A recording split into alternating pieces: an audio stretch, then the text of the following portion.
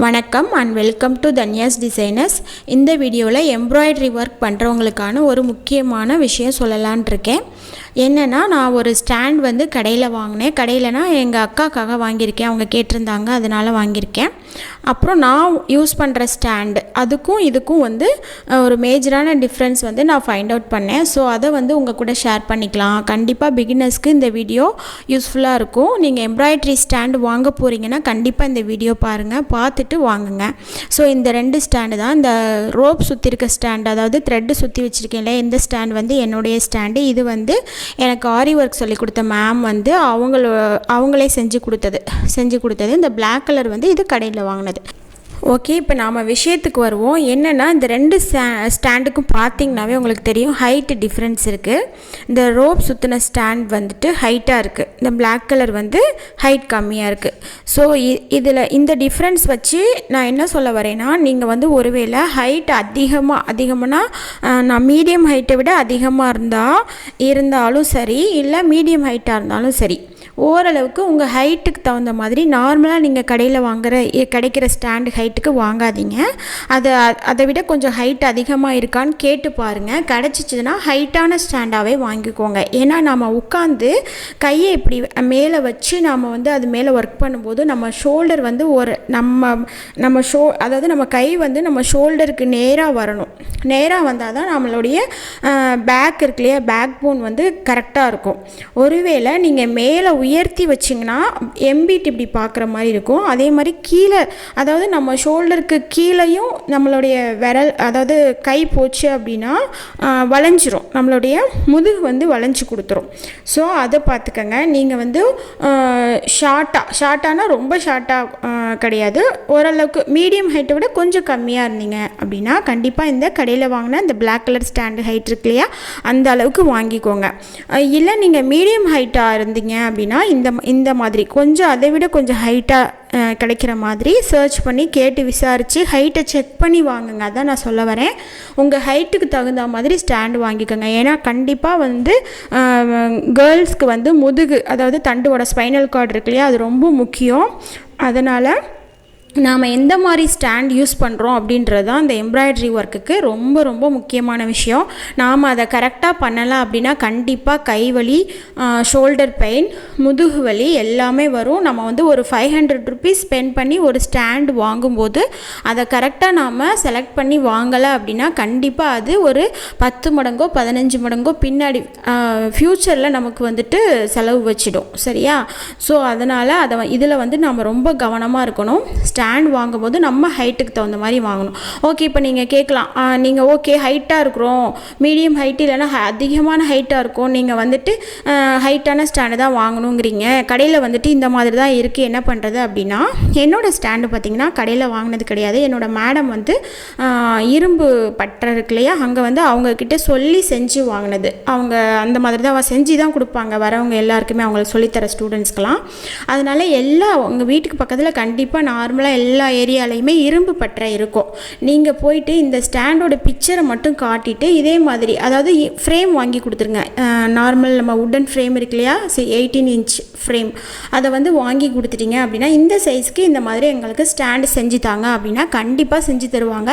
நம்மளும் ஒருத்தவங்களுக்கு ஒரு வேலை கம்மியாக தானே இருக்கும் அவங்களுக்கு வந்து நம்ம வந்து ஒரு ஒர்க்கு கொடுத்து அவங்களுக்கு ஹெல்ப் பண்ண மாதிரியும் இருக்கும். நமக்கும் வந்துட்டு நமக்கு என்ன தேவையோ அந்த பொருள் நமக்கு கிடைக்கும். சரியா? அவ்வளோதான். நான் இந்த விஷயம் தான் சொல்லணும்னு நினச்சேன். அப்புறம் அடிஷ்னலாக இன்னொரு விஷயம், நிறைய பேர் கேட்குறீங்க, நான் ஸ்டாண்ட் இல்லாமல் ஃப்ரேமில் மட்டும் வச்சு யூஸ் பண்ணவா அப்படின்னு நிறைய என் ஃப்ரெண்ட்ஸே கேட்டிருக்காங்க. ஸோ அதுக்கும் நான் ஆன்சர் பண்ணியிருக்கேன் உள்ளேயே, அது என்ன ரீசன், ஸ்டாண்ட் ஏன் வைக்கணும் அப்படின்றது மறுபடியும் சொல்லிடுறேன். கண்டிப்பாக ஸ்டாண்ட் இல்லாமல் எம்ப்ராய்டரி எந்த டிசைனுமே, ஜஸ்ட் ஒரு ப்ளவுஸில் நீங்கள் ஒரு ஸ்டோன் ஸ்டிக் பண்ணுறதுனாலும் அது ஒரு குறிப்பிட்ட டைமுக்கு மேலே நீங்கள் வந்து உட்காந்து கழுத்து குனிஞ்சு செய்கிற எந்த வேலையாக இருந்தாலும் கண்டிப்பாக ஸ்டாண்ட் இல்லாமல் செய்யாதீங்க. எந்த கிளாத்லேயும் கண்டிப்பாக வந்து என்னோடய சஜஷன், எனக்கு தெரிஞ்ச வரைக்கும் ஸ்டாண்டு வச்சு தான் செய்யணும், அதுதான் நல்லது. நம்ம ஹெல்த்து தான் நமக்கு முக்கியம், அதுக்கப்புறம் தான் எல்லாமே. ஸோ அதனால் நம்ம ஹெல்த்தை நம்ம முக்கியமாக பார்த்துக்கணும். சுவர் இருந்தால் தான் சித்திரம் வரைய முடியும்னு பழமொழியே இருக்குது இல்லையா. ஸோ அதனால் நாம் நம்மளை வந்து நம்ம கரெக்டாக பார்த்துக்கிட்டா தான் இந்த ஒர்க்கு வந்து நம்ம வந்து சக்ஸஸ்ஃபுல்லாக செய்ய முடியும். அது வந்து வெளியில் நீங்கள் பிஸ்னஸாக பண்ணாலும் சரி, இல்லை நமக்கு நாமே பண்ணிக்கிட்டாலும் சரி, எப்படி பண்ணாலும் கண்டிப்பாக ஸ்டாண்டு, ஃப்ரேம், இது ஃப்ரேம் வந்து நார்மலாக ஒரு ப்ளவுஸை வச்சு ஒரு ஸ்டோன் ஸ்டிக் பண்ணுறது அப்படின்றது ஒன்றும் ப்ராப்ளம் இல்லை, ப்ளவுஸ் ஒன்றும் ஆகாது. பட் நார்மலாக நம்ம ஊசி நூல் எடுத்துகிட்டு ஒரு கிளாத்தில் ஒரு ஒர்க் பண்ணுறோம் அப்படின்னா அது வந்துட்டு நல்லா ஃப்ளெக்சிபிளாக இருக்கக்கூடாது, நல்லா க்ரிப்பாக இருக்கணும். க்ரிப்பாக இருக்கிற ப்ளேஸில் வந்துட்டு நம்ம எந்த ஒர்க்கு பண்ணாலும், நீடில், ஊசி நீடிலும் த்ரெட்டும் வச்சு பண்ணாலும் அது வந்துட்டு ஷ்ரிங்க் ஆகாது, சுருங்காது. அதனால் ஃப்ரேமும் ரொம்ப முக்கியம், ஸ்டாண்டும் ரொம்ப முக்கியம். அவ்வளோதான். இன்னொரு முக்கியமான விஷயம், என்னுடைய ஸ்டாண்டு வந்து செஞ்சதுனால அதோடைய அளவு வந்து கரெக்டாக 18 இன்ச்சு ஃப்ரேமுக்கே வந்து செட் ஆகலை. அதுவும் ஒன்று. அதனால தான் நான் ஃப்ரேமை கொடுத்து உங்களுக்கு 18 இன்ச்சு தான் வேணும் அப்படின்னா ஃப்ரேமை கொடுத்துட்டு அதே மாதிரி அந்த சைஸ்க்கு செட் ஆகிற மாதிரி செஞ்சு தர சொல்லுங்கன்னு சொன்னேன். ஸோ அந்த என்னோடய ஸ்டாண்டில் வந்து 18 இன்ச் ஃப்ரேமுக்கு செட் ஆகலை.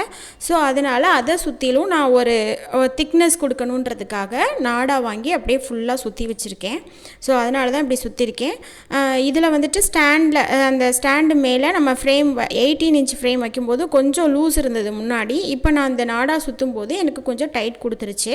இப்போ நான் நாடாவை எடுத்துட்டேன் அப்படின்னா ஈவன் இதுக்கப்புறம் ஃப்யூச்சரில் ஒரு வேளை 20 இன்ச்சு ஃப்ரேம் வந்துச்சு அப்படின்னா கூட எனக்கு இந்த ஸ்டாண்டுக்கு 22 வரைக்கும் கூட இந்த ஸ்டாண்டில் வந்து நான் வச்சு பண்ணிக்கலாம். அந்த மாதிரி தான் அது இதோட சைஸ் இருக்குது.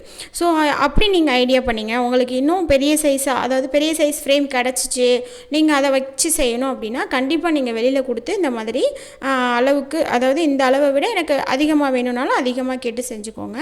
அதையும் பார்த்துக்கோங்க. ஸோ அந்த விஷயத்தையும் சொல்லணும்னு நினச்சேன், அதையும் சொல்லிட்டேன். இப்போதைக்கு வரைக்கும் 18 இன்ச்சு ஃப்ரேம் வரை தான் இருக்குது, 20 இன்ச்செல்லாம் இது வரைக்கும் கிடைக்கல. ஸோ இனிமேல் வந்துச்சு அப்படின்னா நமக்கு இந்த மாதிரி யூஸ் ஆகிக்கும், அவ்வளோதான். ஸோ அந்த விஷயத்தையும் சொல்லிட்டேன். இப்போ கொஷின்ஸும் இதில் இன்க்ளூட் பண்ணியிருக்கேன், 3 கொஷின்ஸ். நீங்கள் அதையும் பார்த்து அப்படியே ஆன்சர் பண்ணிடுங்க. இந்த கான்டெஸ்ட் பற்றின டீட்டெயில்ஸ் உங்களுக்கு தேவைன்னா டிஸ்கிரிப்ஷன் பாக்ஸில் செக் பண்ணுங்கள், அந்த வீடியோட லிங்க் கொடுத்துருக்கேன், அதை பார்த்து நீங்கள் எல்லாமே தெரிஞ்சுக்கலாம். இன்னொரு முக்கியமான விஷயம், உங்களுக்கு வாட்ஸ்அப்பில் ஷேர் பண்ண இஷ்டம் இல்லைன்னா கமெண்ட் செக்ஷனில் மட்டும் கமெண்ட் பண்ணால் கூட போதும், ஒன்றும் ப்ராப்ளம் இல்லை. ஏன்னா சில பேருக்கு நம்பரில் காண்டாக்ட் பண்ணுறது தேவையில்லைன்னு நினைப்பாங்க இல்லையா? ஸோ அதனால தான். இந்த வீடியோ உங்களுக்கு பிடிச்சிருந்துச்சுன்னா லைக் பண்ணுங்கள், ஷேர் பண்ணுங்கள், சப்ஸ்கிரைப் பண்ணுங்கள். மறக்காமல் பக்கத்தில் இருக்கிற பெல் ஐக்கானை ப்ரெஸ் பண்ணுங்கள். அப்போ தான் நாங்கள் போடுற வீடியோஸ் உங்களுக்கு நோட்டிஃபிகேஷனில் கிடைக்கும். Thanks for watching and keep on watching. Thank you.